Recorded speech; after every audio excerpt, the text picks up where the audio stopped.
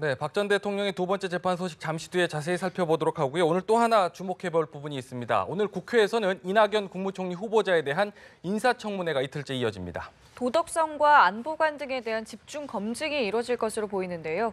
국회 취재기자 연결하겠습니다. 팽재용 기자, 청문회는 언제부터 시작합니까?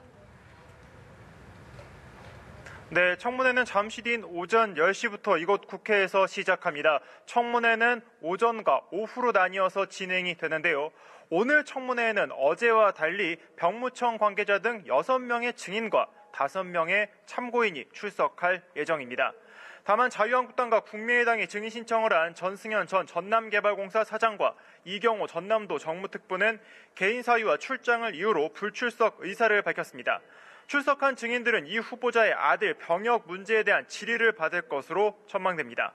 청문회 첫날이었던 어제는 밤 11시까지 질의가 이어졌습니다. 야당은 이낙연 후보자의 아들 병역 문제, 위장 전입 문제 등을 집요하게 공격했고 여당은 정책 검증으로 방어선을 펼쳤습니다. 어제 청문회에서 이 후보자는 부인의 위장 전입 사실을 인정하기도 했습니다. 이 후보자는 지난 1989년 미술교사였던 아내가 강남 지역 학교를 배정받기 위해 위장 전입을 했고 자신은 이 사실을 최근에 알았다고 밝혔습니다.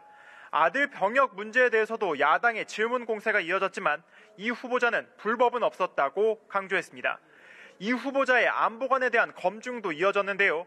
이 후보자는 천안함 폭침의 배후는 북한이라고 생각한다며 시행 7년째를 맞은 5.24 조치를 해제할 땐 아니란 점을 분명히 했습니다.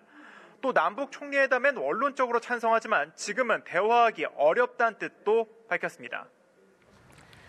네, 이번 청문회는 9년 만에 여야 공수가 바뀌면서 정권 교체를 실감하게 했는데요. 어제 청문회 분위기는 좀 어땠습니까? 네, 어제 청문회에서는 고성과 그리고 파행, 그리고 호통 등을 찾아볼 수가 없는 청문회였습니다. 청문위원들도 질문 시간을 제 시간에 맞추면서 이 비교적 차분한 분위기 속에 진행됐습니다.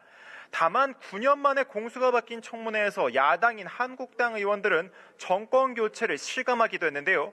한국당 강효상 의원은 정말 여야가 바뀐 것을 실감하겠다며 전 정부에서 민주당 의원들이 관대한 태도를 보였다면 국가와 국회의 생산성이 높아졌을 것이라고 뼈있는 말을 하기도 했습니다.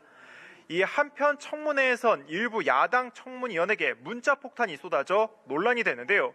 한국당 강효상 의원과 국민의당 김광수 의원은 후보자 검증에 반발한 민주당 지지자들이 무차별 욕설 문자가 쏟아지고 있다고 밝혔고 이 정성호 인사청문위원장은 자제를 촉구하기도 했습니다. 지금까지 국회에서 전해드렸습니다.